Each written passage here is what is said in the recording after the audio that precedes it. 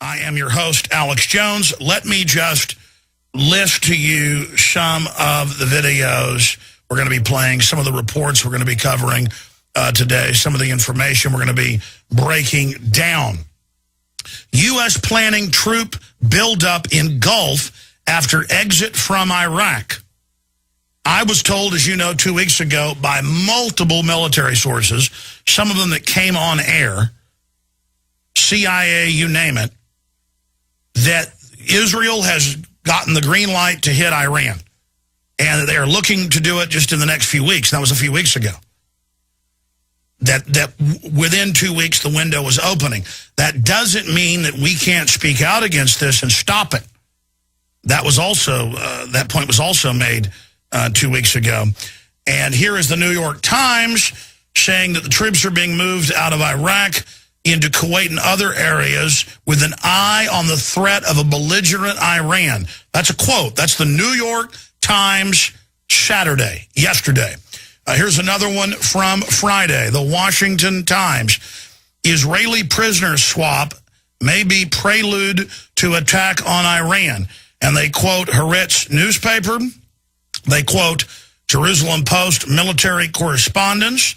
They quote confidants of Benjamin Netanyahu, saying that he believes now is the time to look at striking Iran, and this will be his defining Churchill moment.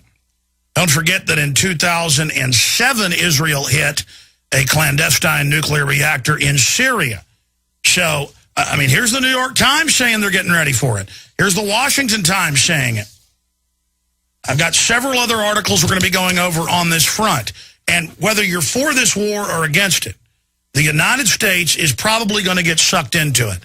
And we saw Mr. Baer come out, the former top CIA field commander.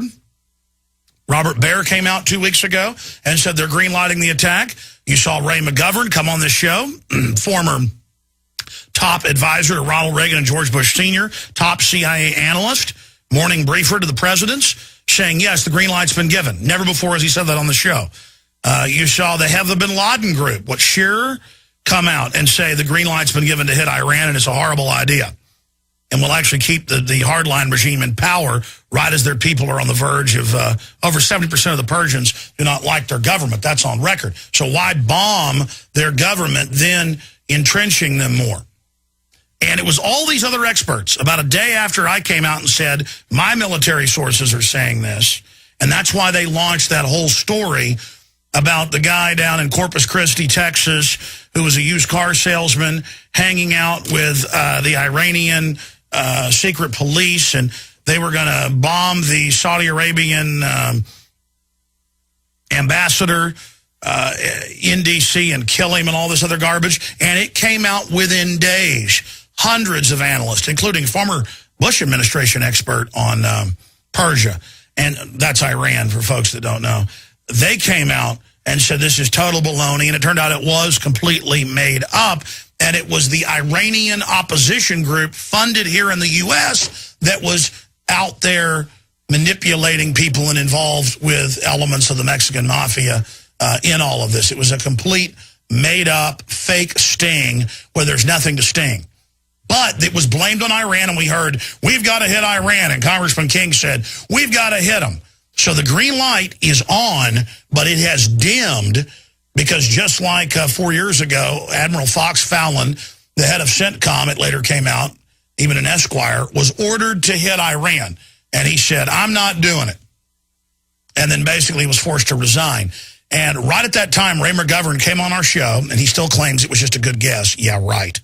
And he said, look, the plan would be to paint up U.S. patrol boats to look like Iranian patrol boats and have them do a mock or real attack on a U.S. aircraft carrier, frigate, or destroyer there near the Strait of Hormuz to get us into Iran. A year later, McGovern said this 5 years ago, a year later it came out in major newspapers and magazines, New York Times, but also Seymour Hersh, Pulitzer Prize winner, New York magazine, The New Yorker.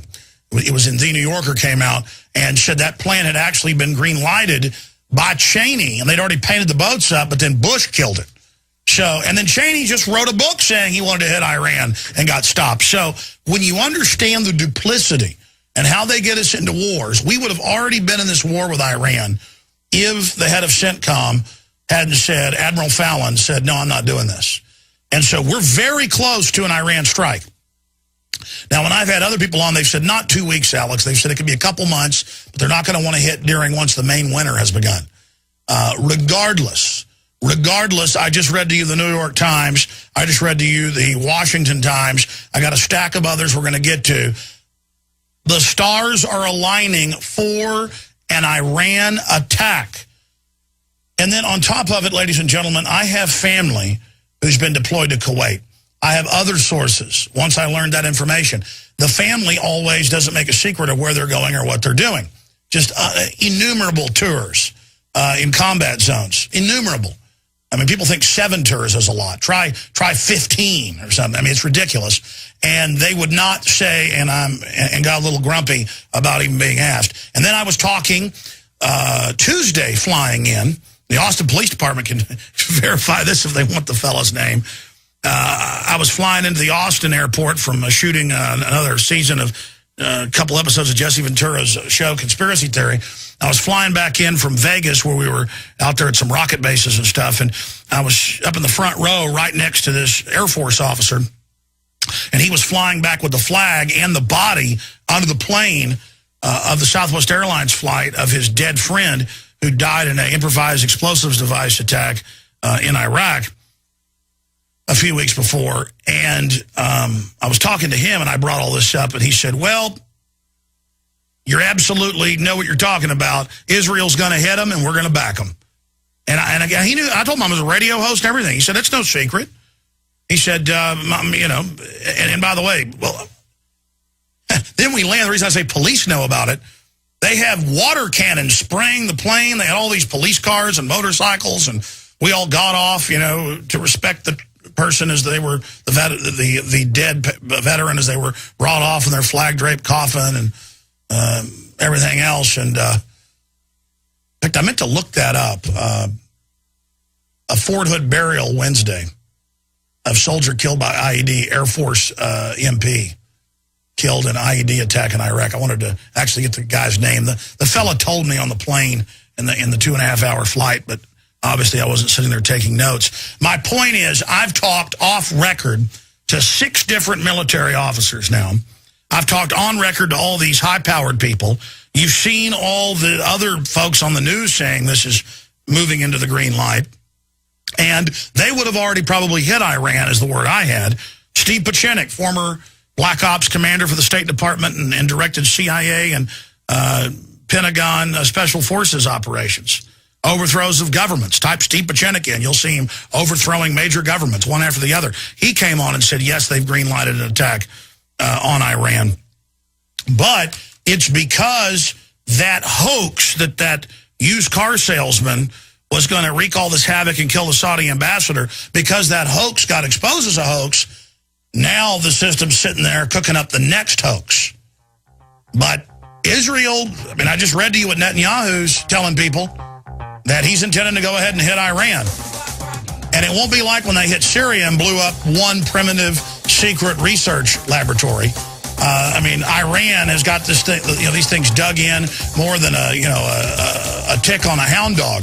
All right, the really big news, straight ahead on the Euro, what's happening there. Ron Paul wins both tallies at GOP straw poll. I've got some incredible psychological warfare news. I would just like to point out to longtime listeners, new listeners, and first-time listeners, you can check the facts on this. It's like John Wayne would say, no brag, just fact.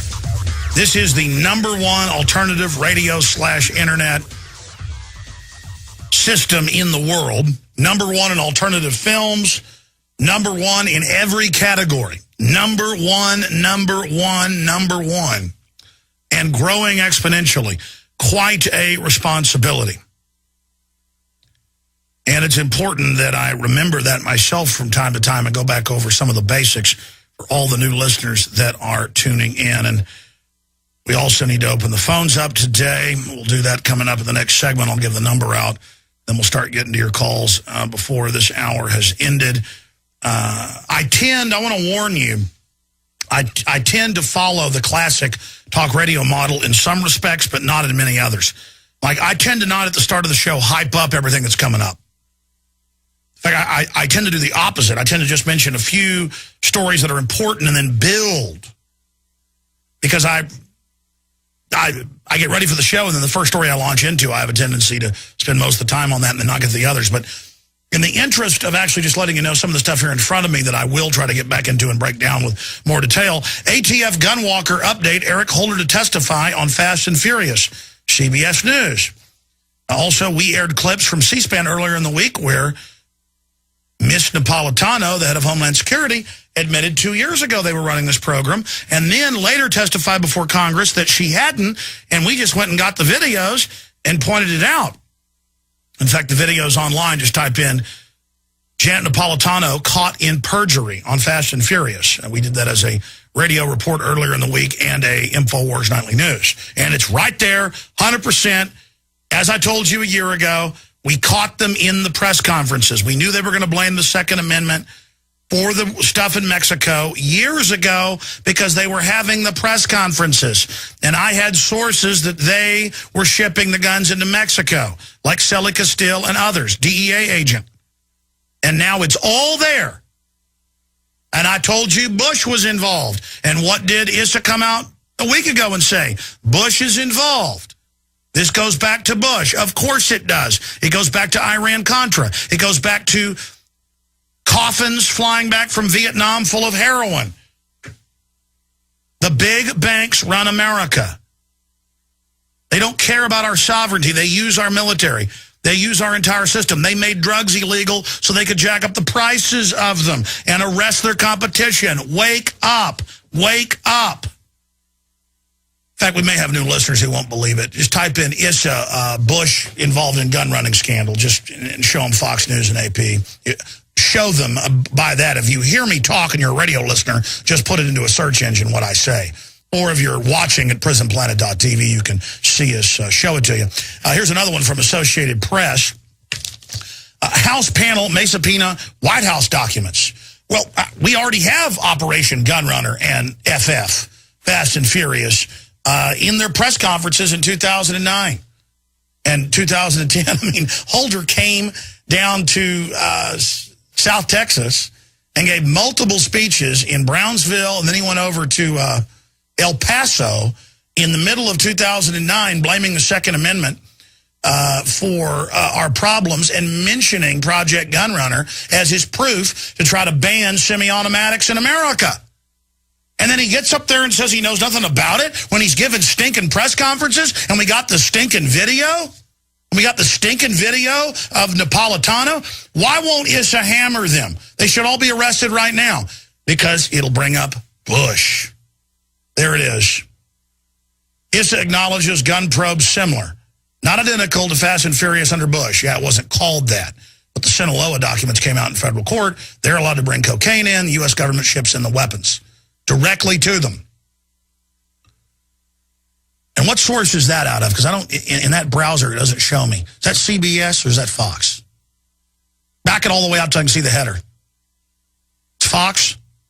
Back it all the way out so viewers can see the header. Okay, there, it's Fox. They'll think we made it up once they see the header. Folks, type that in yourself and go find it. Now, thank you. That said, we have this news here.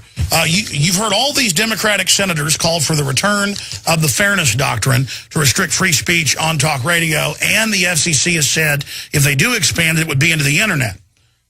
So it's fair that I not have cutting analysis and historical gravitas and actually tell it like it is. I would have to fumble around and only cover mainstream media and regurgitate. That wouldn't be fair if I read a federal court document where they declared national security 6 months ago and admitted the U.S. government ships in narcotics and arms the cartels to kill each other to keep prices up. That's how I knew all this. That's how I knew Bush was involved, because it's in the stinking federal documents. But see, oh, no, we can't have that. You see, they're panicking. And so Google on Monday put out its transparency report, and it turns out in 2010, because they always put the stuff out close to a year late, The federal government requested that, quote, feds order YouTube to remove video for containing government criticism.